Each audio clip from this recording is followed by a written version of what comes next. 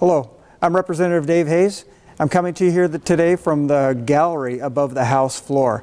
I wanted to do this video update from this location today because over the next 2 weeks, it's down below me here on the House floor where 98 state representatives are going to be publicly debating and voting on the bills that will eventually become law.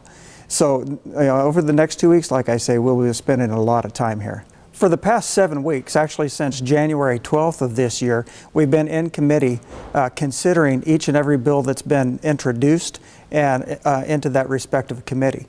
So over that 7 weeks, we've concentrated on studying each of those bills, listening to testimony, and then voting that bill out of committee to the Rules Committee, where it will receive further consideration. Over the past 2 weeks, we've come upon two separate cutoff dates, which are very important when we're considering our policy to keep those policies moving. On February 20th, we had the policy cutoff. Every bill that was just consisted of policy alone had to be out of its respective committee. February 27th, a week later, is the fiscal cutoff. Every bill that has a fiscal note or is related to spending, we have to have out of their appropriate fiscal committees. Now, and the third is the bills that are necessary to implement the budget.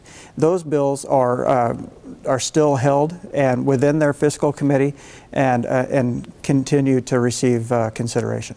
So the process that we follow to pass bills is really kind of described very well in the old Schoolhouse Rock videos that describe how a bill passes through the process and becomes law. That's what we've been working through for the past few weeks.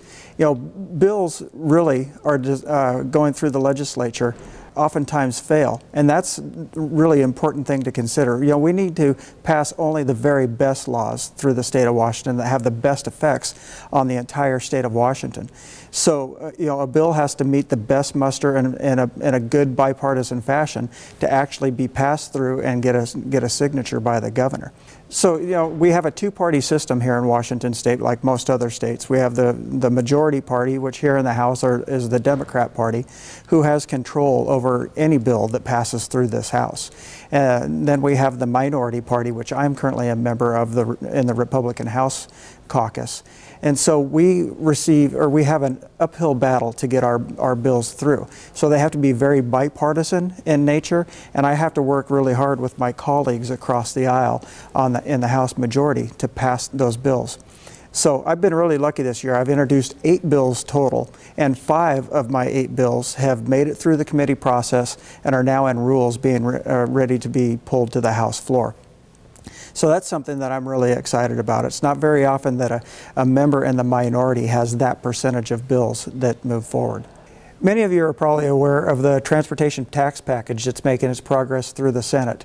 Well, 3 of my 5 bills are directly related to the reform package that's necessary to before we start considering a tax and reaching into people's pockets through the gas tax.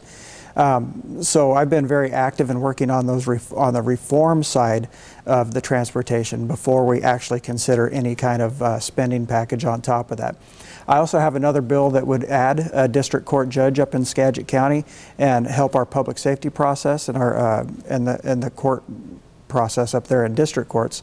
I have a bill that would allow for booking photos at our jails to be publicly released. In my last bill, will help the spouses of our active duty military members receive priority registration at our institutions of higher education, our colleges and state tech schools. So a moment ago I mentioned to you the Rules Committee, and that's not something that a lot of people hear about. After a bill comes out of their respective policy or fiscal committee, they go to the Rules Committee. And it's the Rules Committee that decides which bills come here to the floor to be further debated and eventually voted upon. You know, so once we get here on the House floor, that's when the more public process occurs and we make our final arguments on the floor as to why it's good policy and why we need to pass that bill, and it comes up for a public vote. So once that entire process has been completed and the bills actually pass off the House floor, then they head over to the Senate, to the other House, and start that process all over again. All of the bills that have finished that Senate process have now come over here to the House and go through the exact same process, go through the committees, to the Rules Committee, and then back here to the floor to be voted upon again.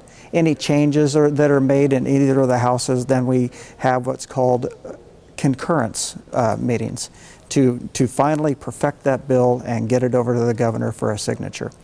So that process in the House of Origin needs to be done by March 11th of this year, so before the bill goes over to the Senate. As I said, the process starts all over again.